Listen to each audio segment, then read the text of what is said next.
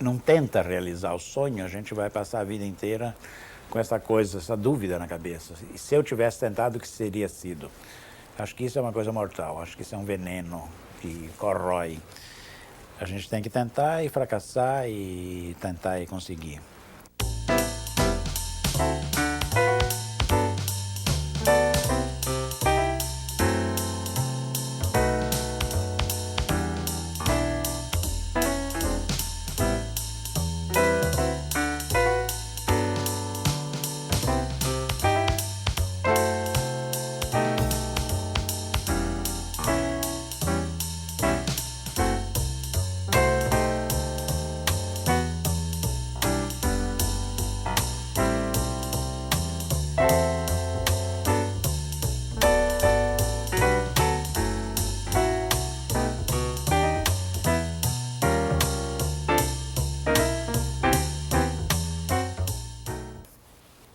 Eu diria, pela ordem, que eu sou primeiro um escritor e segundo um jornalista. Em determinados momentos da minha vida eu fui jornalista e não fui escritor. Então em que momento que isso tudo se junta? Eu acho que praticamente todos os meus livros, ou pelo menos a maioria dos meus livros, foram escritos tendo por base a minha observação de repórter, a minha observação do dia a dia, e o material que eu, tendo utilizado no jornal, eu aproveitei as sobras e eu reutilizei depois na literatura. O Zero foi montado a partir de todas as notícias que foram proibidas pela censura na última hora.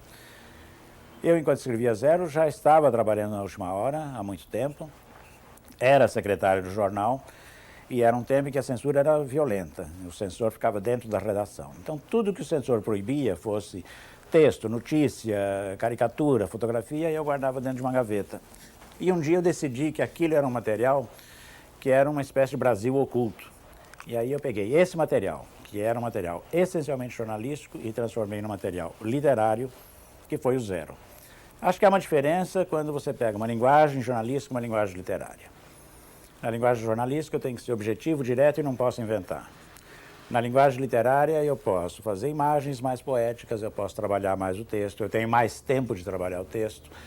E eu devo principalmente ser atemporal, porque o texto jornalístico é datado, é circunstancial, é feito para um momento, e o texto literário você tem que extrapolar. Ele tem que valer hoje, amanhã, depois e depois. Se ele vale ou não é outro problema, a gente tem que fazer dessa forma. Então essa coisa assim, para mim, foi fundamental ser jornalista para fazer a obra que eu fiz e que eu continuo fazendo. Eu acho que eu sou assim um autor de pouca imaginação. Eu acho que sou um autor sem inspiração. Quer dizer, é a observação, é o dia a dia e é essa vivência desse mundo que me cerca é que eu vou apanhando e transformando.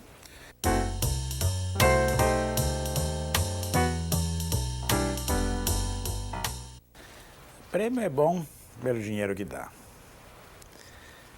Todas as vezes que eu participei de concursos, hoje não participo mais. Mas todas as vezes que eu participei, quando eu ganhei eu fiquei muito contente, e quando eu perdi eu achei que o júri era incompetente. Agora, prêmio também não melhora nem piora a literatura de ninguém. Se você tiver talento, você faz com prêmio ou sem prêmio.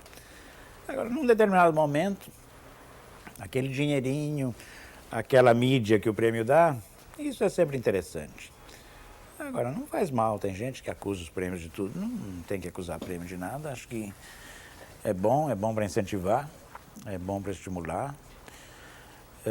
Houve época em que tinha muitos prêmios nesse país, hoje não tem mais prêmio, hoje não tem mais revista para se publicar contos, principalmente, ou sequer poesias. Então, é uma pena que esse panorama tenha se restringido.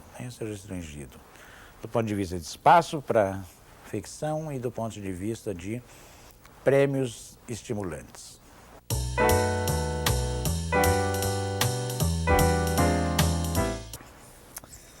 É difícil dizer deteta influências. Eu diria, porque quem dizer tem que detectar influências no meu trabalho é a crítica. Eu não consigo fazer isso. Não sou ensaísta. Eu posso dizer alguns autores que eu considerei muito bons e que em um determinado ponto da minha vida eu gostaria de ter escrito como eles. O primeiro deles é um brasileiro, que é o Graciliano Ramos.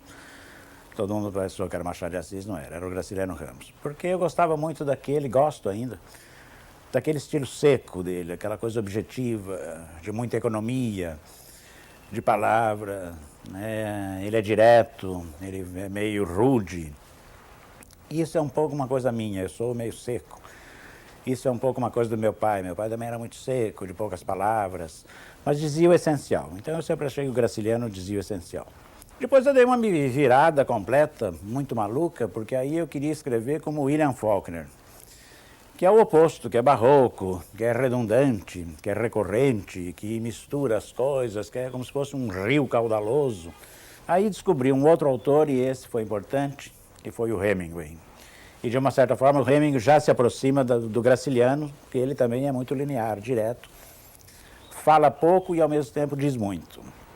Quando eu descubro João dos Passos. João dos Passos foi assim para mim a glória. Eu acho que Bebel, que a cidade comeu, foi um livro que eu tentei escrever, aliás, que eu escrevi, não tentei, ele está pronto, procurando fazer aquilo que o João dos Passos tinha feito com New York no livro Manhattan Transfer. Então, Bebel, que a cidade comeu, é o meu São Paulo Transfer. Quer dizer, a utilização de noticiário, a utilização de jornais, a utilização de recortes, a utilização de uma série de elementos que não são exatamente literários, eu tirei do João dos Passos. Então, acho que esses foram alguns autores que me influenciaram, se é que existe essa influência. Eram autores que eu queria copiar. Acho que também uma coisa, um outro, que no princípio dos anos 60, eu já estava em São Paulo, que foi o Sartre. O Sartre, principalmente em Sursi e com A Morte na Alma, usa um recurso de flashback e de cortes instantâneos que lembram um pouco o Alain Resnais, do Hiroshima Mon Amour, ou do ano passado em Mariambá, que eu vinha utilizar muito no Zero, que é um livro todo cheio de idas e voltas, mais ou menos dentro daquela coisa que fazia o Resnais, e aí você tem uma influência não de um escritor, mas de um cineasta, e do Sartre, principalmente em Sursi e com A Morte na Alma. É um pouco por aí.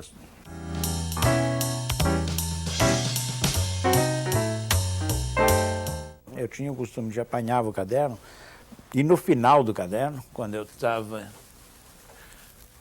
trabalhando, quer dizer, esta frente, aqui era a lição, e no fundo, eu esperando que a professora não visse, eu reescrevia as histórias da minha vida. Lembro de uma história que eu reescrevi que era a Branca de Neve, porque eu era apaixonado pela Branca de Neve. No livro que eu tinha da Companhia Melhoramentos era linda a Branca de Neve.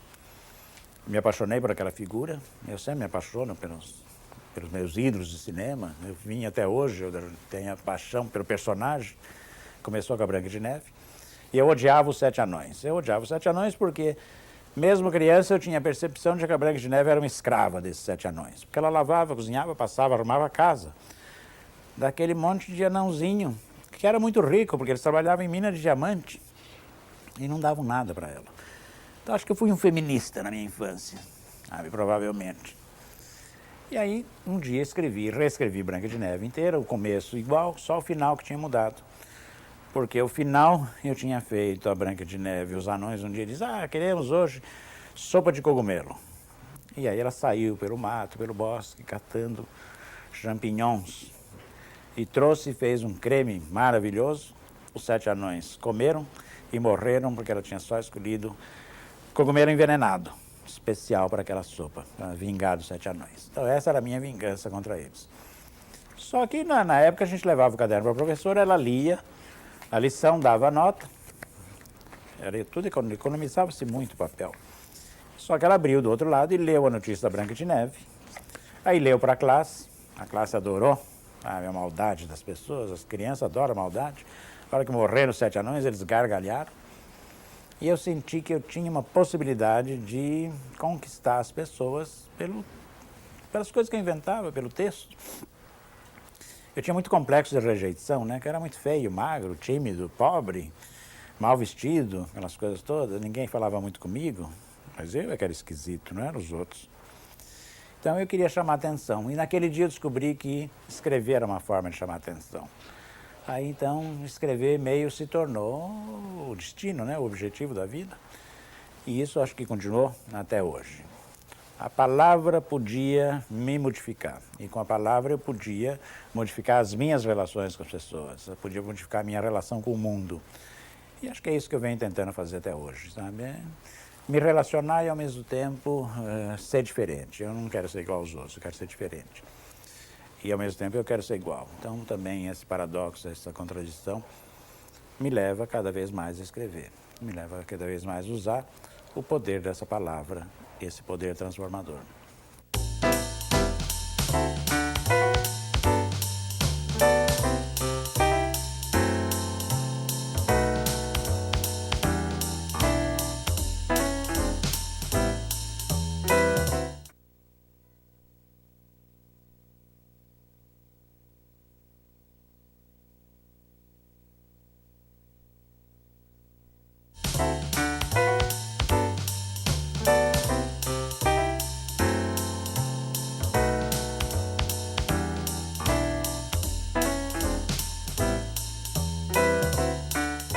A minha infância.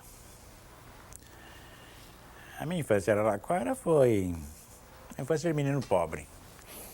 Bastante pobre, né? Meu pai era ferroviário, ganhava mal. Todos os funcionários da estrada de ferro ganhavam mal. Mas a gente vivia muito na rua, quer dizer, tinha uma coisa de uma liberdade imensa. Mesmo porque não existia essa indústria do brinquedo que existe hoje. Brinquedos a gente ganhava 2 vezes por ano, e aí sim era obrigado a guardar para poder brincar.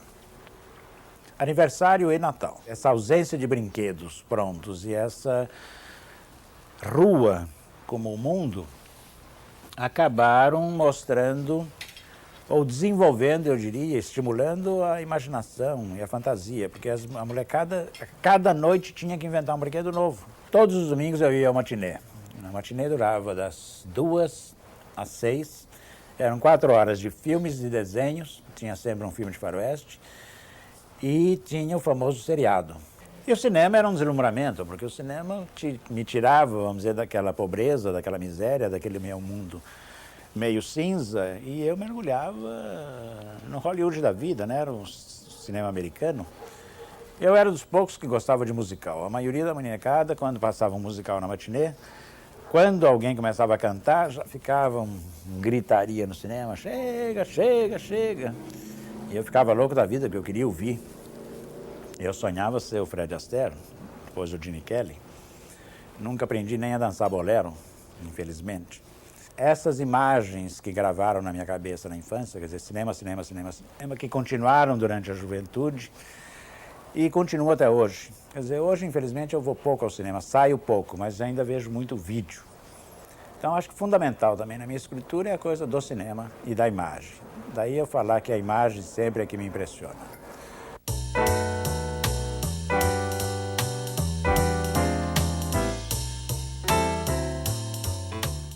Porque eu ando sempre com isso no bolso. Tem sempre aqui. Porque cabe. Essa é até muito grande, mas ela comprei em Passo Fundo, é bonitinha. Então eu ando sempre com isso aqui. E anoto nisso coisas do dia a dia. Sabe, eu estou andando na rua, ouço uma conversa, é uma conversa interessante, eu anoto frases. Às vezes anoto anoto uma frase, um diálogo, um gesto de uma pessoa, anoto muitos tiques, anoto aqueles folhetos que te dão na rua, Madame Yolanda lê sua mão, eu guardo tudo isso. Liquidações, comida a quilo, São Paulo tem muita coisa de comida a quilo, Anoto, agora isso não quer dizer que eu viva na rua o tempo inteiro assim, caneta na mão, feito um doido, e anotando, anotando, anotando. Aquilo me impressiona e eu guardo, acho que posso usar. Paro num café, paro numa lanchonete e faço essa anotação. Outro dia tinha um grupo de pessoas contando um caso engraçado que eu vou meio colado na pessoa. Tem um problema aqui em São Paulo de você colar um pouco na pessoa porque sempre acha que você é um assaltante, que você vai bater a carteira, que é uma trombadinha, não. Mas enfim, eu fui ouvir uma história que era curiosa e eles entraram num prédio, eu entrei atrás, eles subiram no elevador, eu subi. Aí eles pararam num determinado andar, desceram, eu desci, aí eu fui interceptado por uma recepcionista que falou, mas o senhor o que quer? Eu falei, só quero ouvir o fim da história deles. E aí eles ouviram e riram e me contaram o final da história. Claro que eu pus aqui e um dia eu posso até contar, porque era uma história sobre o mercado financeiro e um determinado tipo de golpe que uma pessoa tinha dado. Só é claro que se eu fizer essa história, eu vou ter que fazer pesquisa, saber como é que funciona, saber a terminologia do mercado financeiro e tal. Anoto muito nome. Nome é uma coisa fundamental para escritor, porque você faz um personagem maravilhoso e, de repente, põe um nome errado. Aí você destrói o personagem. Eu achei que era uma deficiência minha, que era uma incompetência minha, até o dia que eu li um artigo do Garcia Marques, dizendo que ele tinha também esse problema, que era como nomear, como nomear. E aí ele contou uma história engraçada que o Rulfo, um dos maiores escritores hispano-americanos, costumava, por exemplo, ir nas cidades, ele ia no cemitério e anotava os nomes das lápides. E depois ele fazia combinações desses nomes. Então essas coisas todas vão para esses cadernos. Eu costumo recortar muito jornal e revista. Jornal e revista, recorto fotografias. Meu processo de criação é a utilização desse material todo, que é de uma certa forma jornalístico. São impressões que me vêm da rua. Eu percebo que eu tenho uma história na cabeça quando uma imagem me impressiona, uma imagem qualquer, e ela começa a ficar atrás de mim, ela me persegue. Ela vai me perseguindo, eu acabo colocando no papel e, em geral, a partir dali eu tenho um conto ou, às vezes, eu tenho um romance. Eu sempre sou perseguido pelo assunto e corre atrás de mim, às vezes eu tento fugir, mas ele continua a correr. Aí eu tropeço e caio no braço dele.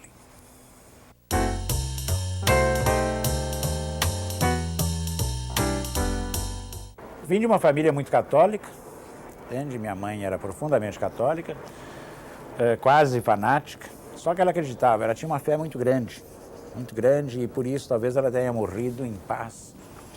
Minha mãe morreu com a certeza de que ela não ia para o inferno, e isso é uma coisa muito boa. Ela ia passar pelo limbo, que é onde você vai para purgar os pecados e depois poder subir aos céus. Morreu assim, sofrendo, mas com tranquilidade. Sabe? Foi uma... Dessa infância e juventude de pressão católica, eu diria que eu conservei algumas coisas. Por exemplo, uma fé em Santo Antônio, que eu tenho até hoje.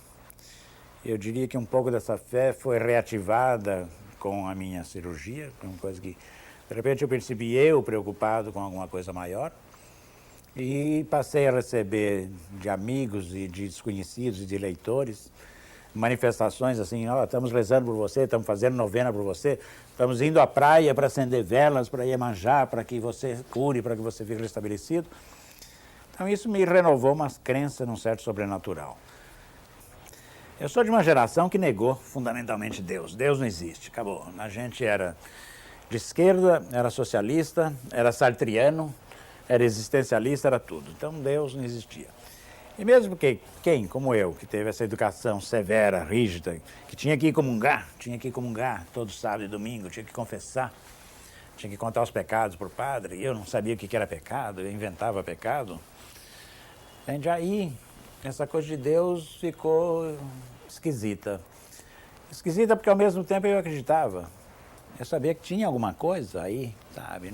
Não podia o mundo ter aparecido de repente, mesmo com todas as teorias que a gente sabe. Agora você vai envelhecendo, o tempo passa e num certo momento eu me vejo diante de uma situação muito curiosa, porque indo fazer um exame, sabe? Sofrendo umas tonturas leves, bobas. Essas tonturas se repetem, eu vou fazer um exame e não se descobre a causa dessas tonturas, entende? Não era labirintite, não era nada. Se tenta ver a circulação cerebral, porque o médico deu na cabeça dele, falou, vamos olhar na circulação cerebral. E essa chapa da ressonância dá a possibilidade de um aneurisma, que era a coisa que eu mais tinha medo na vida, desde que a Cacilda Becker morreu com aneurisma. Aí, vamos ver a possibilidade, fiz um outro exame, que era um cateterismo, e estava lá, folgadamente instalado na minha artéria cerebral média, um aneurisma de bom tamanho, pronto a estourar. Acontece que aneurisma não dá sintoma, ele é chamado assassino invisível. Quando ele dá sintoma, ele já te arrebentou com a vida, porque 80% é morte e 20% você acaba tendo paralisia, perde a visão, perde os movimentos de um lado, perde os movimentos do outro, perde a voz, enfim. Ou, com muita sorte, fica mancando por aí, falando enrolado. Perceber um aneurisma antes que isso acontece, e acontece em 10 milhões, 1. E, de repente, eu tinha sido avisado de que eu tinha um aneurisma. E de que, se eu operasse, eu me salvava. Quer dizer, corria risco na operação, mas havia uma grande possibilidade. Então, a primeira pergunta que eu fiz é, por que eu é que tenho que ter um aneurisma? A gente primeiro é vítima. Aí, com o passar dos tempos, conversando com as pessoas, quer dizer, conversando com a família, com filhos, essa coisa, eu descobri o outro lado. Por que é que eu fui avisado? Então, eu imaginei que acima de mim existe uma entidade que olhou lá para baixo e falou, olha, não é hora ainda, você não vai já, tem mais um tempo, mas você tem que dar a sua contribuição. É uma forma até de... é o chamado livre-arbítrio. Está na sua mão você escolher. Eu pensei num certo momento que eu não ia operar, que eu tinha um pavor dessa operação, que eu não ia operar e que ia arriscar viver, mas depois eu percebi que eu não conseguia viver com essa coisa, que é uma granada dentro da cabeça. Então eu acho que essa coisa de ter sido avisado veio de alguma coisa, talvez de uma divindade. Se é Deus, eu não sei, mas que tem alguém aí, em cima, do lado, na frente, atrás, que olha pra gente, isso tem. Não sei o nome, entende? Pode ser qualquer nome. Mas me fez acreditar que a vida é um pouco diferente, sabe? Que a vida tem coisas além do nosso alcance, além do nosso limite de compreensão, para as quais a gente tem que prestar atenção. A gente tem que olhar um pouco para isso, a gente tem que refletir um pouco. Talvez isso seja a meditação, talvez seja uma coisa transcendental, mas que algo ocorreu e que alguém pensou em mim, pensou. Pode ser Deus.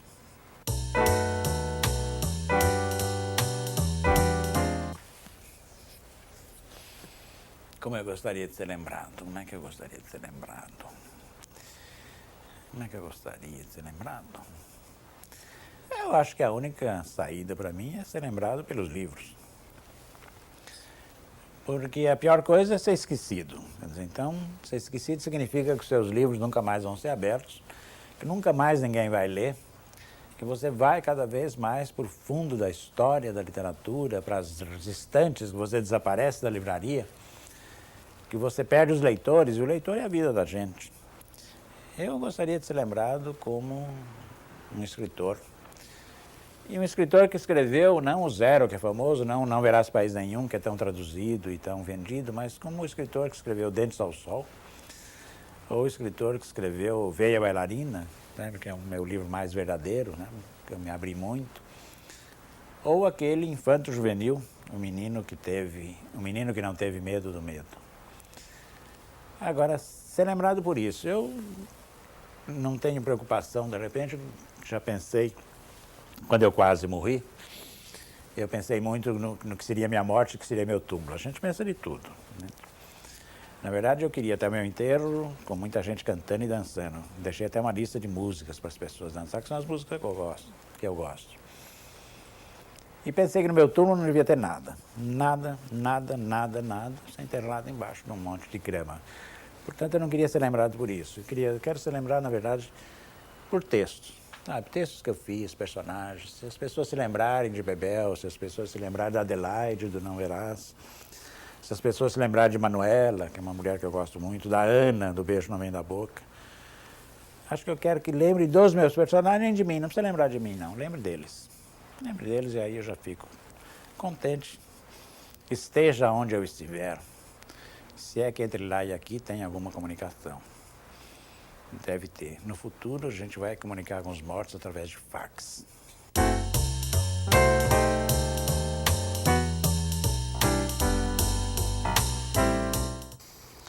O que é ser um escritor? Olha, é ter uma espécie de poder, é ter aliás, um poder grande, porque você cria pessoas, você cria gente que ama, você provoca paixões entre as pessoas, personagens, claro, você provoca ódio entre as pessoas. Você funda cidades, você destrói cidades, você pode fazer ventar e chover a hora que você quiser. Você pode retratar a realidade, ao mesmo tempo você pode inventar uma coisa absolutamente absurda, e esse absurdo às vezes acaba acontecendo. Então acho que ser escritor é ser dono de um poder muito grande, de um poder quase divino, divino no sentido de criar mundo, quer dizer, o escritor cria mundo. E não só o escritor, quer dizer, o teatrólogo, o diretor de cinema, entende? Essas pessoas, o músico, são pessoas que têm poder. Eu acho que é isso, ser escritor. Quem é Nashlea Random? Olha, eu não sei. É por isso que eu escrevo, que é uma tentativa de saber quem é que eu sou. O dia que eu souber quem eu sou, eu paro de escrever, ou eu já morri. Acho que exatamente escrever é uma tentativa de se descobrir, de se definir, de se situar no mundo, né? de se compreender, de compreender a sua relação com os outros. Agora não me pergunte, que eu não sei quem é.